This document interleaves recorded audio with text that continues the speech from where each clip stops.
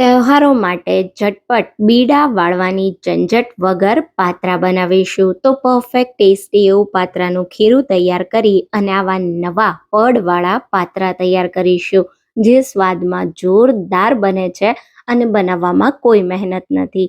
તમે પહેલી વાર બનાવતા હશો ને તો પણ પાત્રા એટલા સ્વાદિષ્ટ બનશે કે તમે હંમેશા પાત્રાને આ જ રીતે બનાવશો. તો hello friends, welcome back to foods of fitness. હું છું અંકિતા વણઝરા અને ચાલો રેસિપી શરૂ કરીએ. તો હવે પહેલાં આપણે પાત્રા બનાવવાની શરૂઆત પાત્રાનું ખીરું બનાવવાથી કરીશું. 8 થી 9 નંગ જેટલા પાત્રાના પાન પર ખીરું લગાવી શકીએ એટલું તૈયાર કરવાનું છે.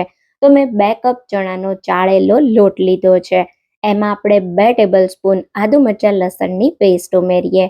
સાથે આપણે 1 ટીસ્પૂન જેટલો હળદર પાવડર, 1 ટેબલ સ્પૂન કશ્મીરી લાલ મરચું પાવડર, 1 ટેબલ સ્પૂન ધાણા જીરું પાવડર, 2 ટીસ્પૂન જેટલું અથવા સ્વાદ પ્રમાણે મીઠું, 1/4 ટીસ્પૂન જેટલી હિંગ, 1 ટેબલ સ્પૂન જેટલો વરિયાળીનો પાવડર, બહુ સારો એવો સ્વાદ આવશે. સાથે 1 ટેબલ સ્પૂન ગરમ મસાલો અને 2 ટેબલ સ્પૂન જેટલા સફેદ તલ ઉમેરીએ. હવે પાત્રામાં ગળાશનો સ્વાદ આપવા માટે 3 ટેબલ સ્પૂન ગોળ ઉમેરીશું.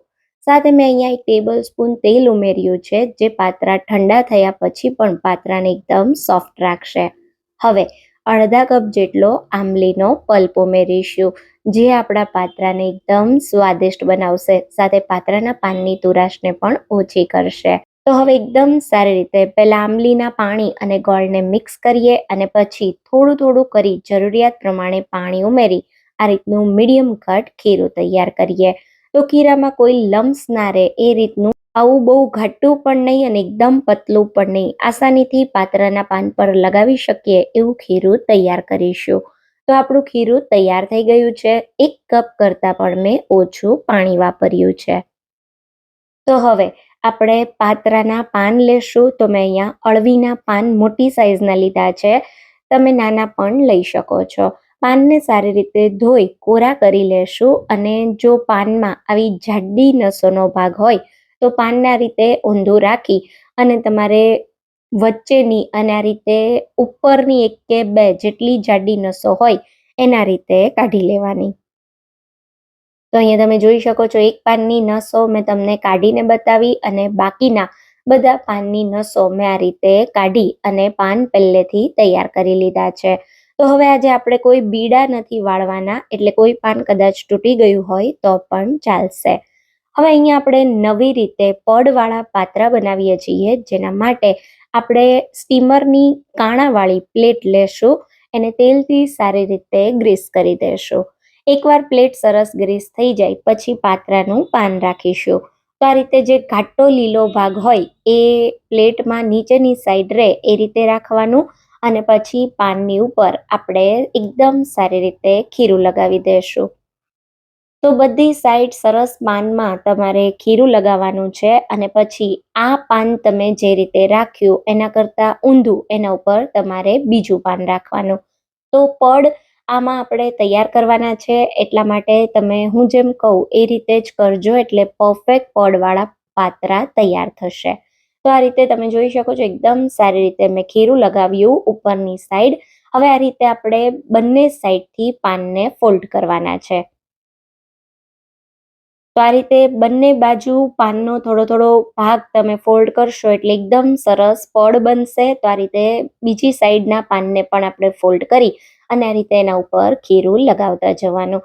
પાનના એક એક ભાગમાં ખૂબ સારી રીતે ખીરું લગાવવાનું, જેથી એકબીજા સાથે બધા જ પડ સારી રીતે ચોંટે અને પરફેક્ટ તમારા પાત્રા બને. તો ટોટલ તમારે આ પ્રોસેસ 7 થી 8 વાર કરવાની છે.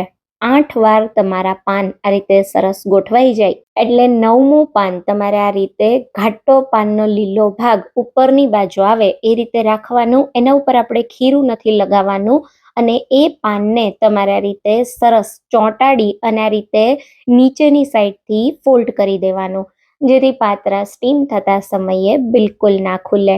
તો આ રીતે બધી બાજુ સરસ પાનથી તમારે પાત્રાને કવર કરવાના અને હવે આને સ્ટીમ કરવા માટે લઈ લેશું. તો સ્ટીમરમાં પ્લેટ રાખી અને પાત્રાને ઢાંકી હાઈ ફ્લેમ પર 15 મિનિટ માટે સ્ટીમ કરીશું. તો 15 મિનિટ પછી અહીંયા તમને પાત્રા બતાવું તો તમે જુઓ એકદમ પરફેક્ટ સ્ટીમ થયા છે. આ રીતે ચાકુ ઉમેરી ચેક કરીએ તો તમે જુઓ ચાકુ સરસ ક્લીન બહાર આવે છે. મીન્સ કે આપણા પાત્રા એકદમ પરફેક્ટ તૈયાર થયા છે. તો હવે પાત્રાને થોડીવાર માટે ઠંડા થવા દેશો. ખાસ તમે ગરમ ગરમ પાત્રાને પ્લેટથી અલગ ના કરતા એને પ્રોપર ઠરવા દેજો, એટલે આ રીતે એકદમ આસાનીથી પાત્રા ડીશથી અલગ થઈ જશે. અને સરસ પાત્રા ઠંડા થાય પછી જ તમારે એને કટ કરવાના, જેથી લેયર્સ બિલકુલ છૂટા ના પડે. ગરમ ગરમ કટિંગ કરશો તો પણ ઘણીવાર લેયર્સ છૂટા પડી જાય. તો આ રીતે આપણે નાના નાના એક બાઈટમાં એક પીસ ખાઈ શકીએ એવા પાત્રાના ટુકડા કરી લેશું. તો અહીંયા તમે જોઈ શકો છો એકદમ સારી રીતે મેં ધારવાળી ચાકુથી પાત્રા બાઇટ્સ તૈયાર કરી લીધા છે. તો જો તમને બીડા વાળવાનું ઝંઝટ લાગતું હોય તો પાત્રાને એકવાર આ રીતે બનાવજો. તમે જો કેટલા સરસ પડવાળા અને એકદમ સોફ્ટ બન્યા છે. હજી આ પાત્રાને આપણે વઘાર કરીને વધુ ટેસ્ટી બનાવવાના છીએ. અહીંયા તમે જુઓ છે ને એકદમ પરફેક્ટ પડવાળા પાત્રા. તો બસ હવે પાત્રાની ઉપર વઘાર કરવા માટે કડાઈમાં 2 ટેબલસ્પૂન તેલ ગરમ કરીએ. તો અહીંયા આપણું તેલ એકવાર સારી રીતે ગરમ થાય એટલે 1 ટીસ્પૂન જેટલા રાઈના દાણા ઉમેરીએ. રાઈ થોડી ફૂટે એટલે અડધી ચમચી જીરું ઉમેરીએ. 2 થી 3 નંગ જેટલા લીલા મરચા, 2 ટેબલસ્પૂન જેટલા સફેદ તલ સાથે થોડા મીઠા લીમડાના પાન ઉમેરીશું. 1/4 ટીસ્પૂન જેટલી હિંગ ઉમેરીએ. 1 ટેબલસ્પૂન જેટલી ખાંડ ઉમેરીએ અને 2 ટેબલસ્પૂન જેટલું વઘારમાં પાણી એડ કરીશું, જેનાથી પાત્રા બિલકુલ કોરા નહીં પડે. તો હવે પાણી આ રીતે સરસ મિક્સ કરી દઈશું અને 1 ટેબલસ્પૂન જેટલો લીંબુનો રસ એડ કરીશું, જેનાથી વઘારમાં એકદમ સરસ ખાટો મીઠો સ્વાદ આવશે.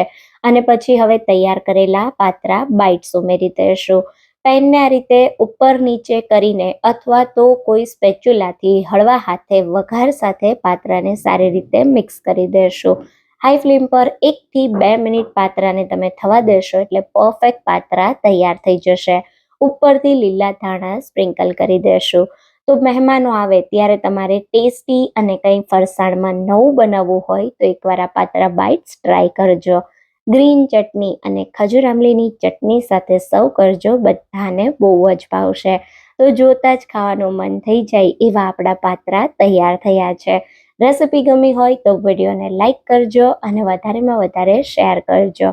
તો ફરી મળીશું એક આવા નવા જ વિડીયો સાથે. ત્યાં સુધી થેન્ક યુ ફોર વોચિંગ.